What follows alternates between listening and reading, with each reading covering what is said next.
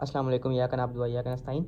आज हम एक्सरसाइज 6.2 का क्वेश्चन नंबर 9 और क्वेश्चन नंबर 10 सॉल्व करेंगे। क्वेश्चन नंबर 9 है, इसमें यहाँ पे आपको दिया हुआ है तीन ट्रिग्नोमेट्रिक रेशियोज दी हुई हैं। आपने इनको ना सॉल्व करके ना वन के इक्वल लेके आना है। लेफ्ट हैंड साइड को राइट हैंड साइड के इक्वल बनाना है, ठीक है। अब लेफ्ट हैंड साइड को लेंगे और राइट हैंड साइड के इक्वल बनाएंगे।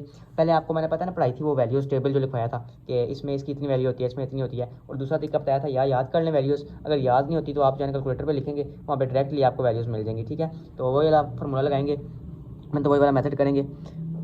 यहाँ पे स्केयर ऊपर डालने प्लस ब्रैकेट डाल के इसका भी स्केयर आ रहा है तो स्केयर प्लस इसका भी स्केयर और इक्वल टू 1 वैसे का वैसा रहेगा। अब कॉस 90 क्या था वहाँ पे 9 0। अब कैलकुलेटर पे भी लिखेंगे ना वो आपको बताएगा 0 है। अब कॉस स्केयर 30 क्या था √3/2, ठीक है। और कॉस 60 पे क्या था 1/2, ठीक है। अब 0 का स्केयर 0 ही होता है तो इस वजह से ये तो खत्म हो जाएगा, मतलब कि 0 लिखे ना लिखे की बात होती है। अब इसका स्केयर खोल लेते हैं।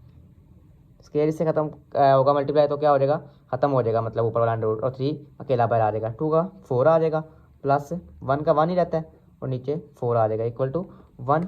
अब इसका एलसीएम ले लेते हैं। यहाँ पे 4 ऊपर 3 + 1 is equal to 1। 4/4 is equal to 1।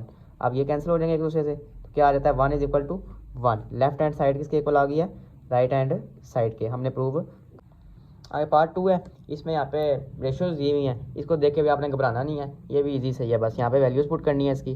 Square पहले फिर ये डाल लें, फिर यहाँ पे भी स्केयर, फिर यहाँ पे भी स्केयर और रेशो फिर स्केयर और फिर यहाँ पे क्या 1:2:3 और 4, ठीक है।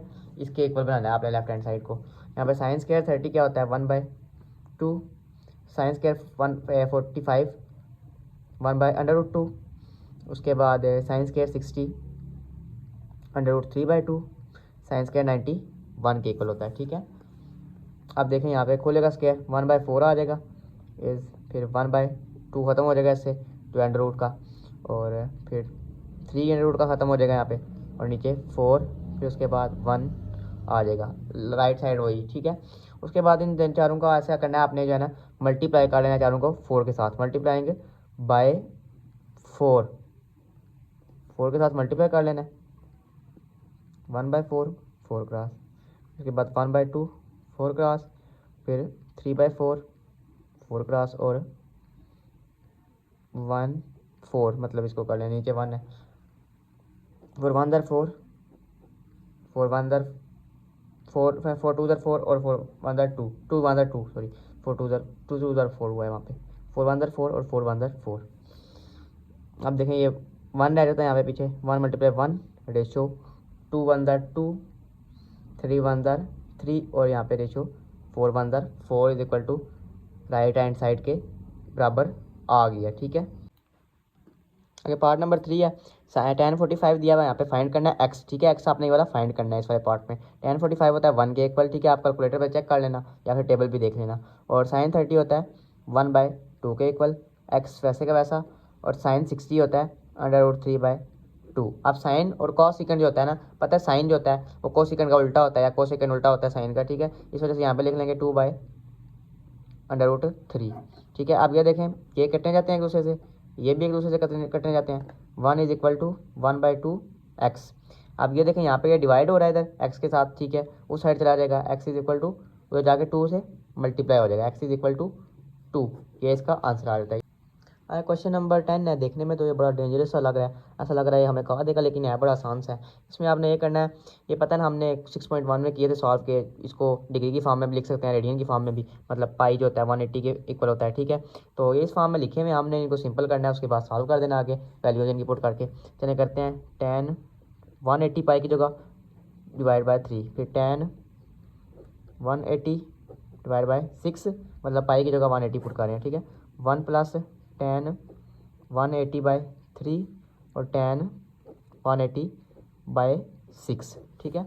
अब देखें 3 1/3 और 3 6/18 और 60, 6 1/6 6 3/18 और 0। यहाँ पे भी 3 1/3 3 60 ऊपर आ जाएगा, देखें इसी की तरह सेम ही है। यहाँ पे भी 30 ऊपर और 6 नीचे 1 आ जाएगा, ठीक है। आप ये काट के हैं, मतलब कि सीधी फॉर्म में हमें लिखती हैं tan 60 minus tan 30 divide by 1 + tan 60 और tan 30। ये देखिए अब हमने कितनी, अब हमने वैल्यूज़ को सीधा करके लिख लिया।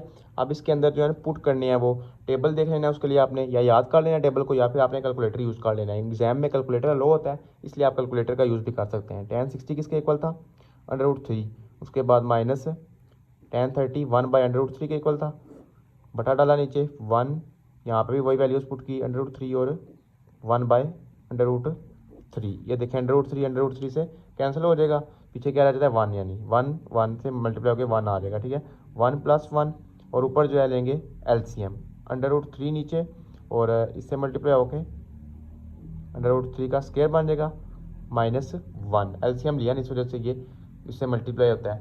1 से पहले नीचे 1 था, 1 √3/√3 और √3 जो आएगा उसको इसके साथ मल्टीप्लाई कर देते होते हैं, डिवाइड करके। ठीक है, ये पता होगा आपको LCM। ठीक है, और ये से लेंगे तो कैंसिल हो जाएगा, √3 का जो है ना स्क्वायर के साथ √ ख़त्म हो जाएगा, पीछे क्या रह जाएगा 3 -1 नीचे √3 और साथ 2।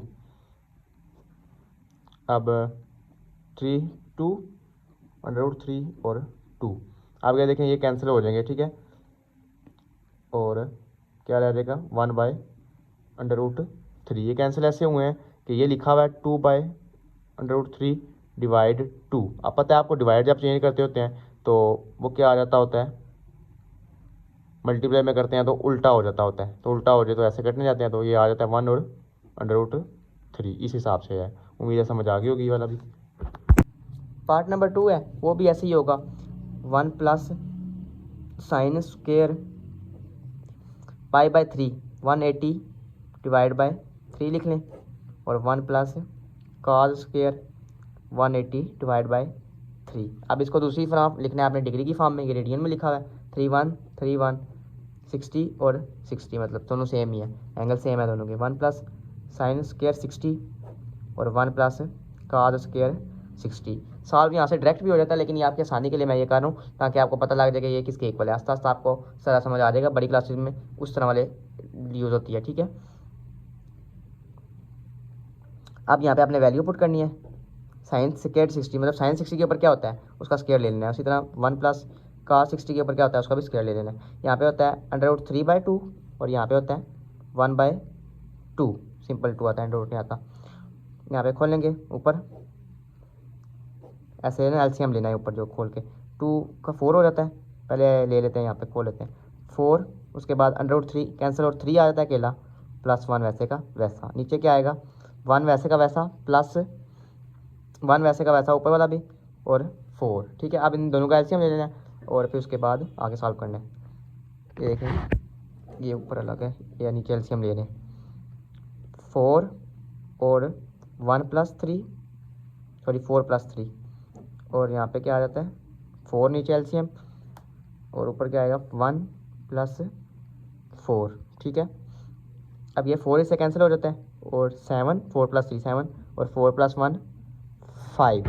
ये आपका सॉल्व हो गया, एक्सरसाइज कंप्लीट होगी।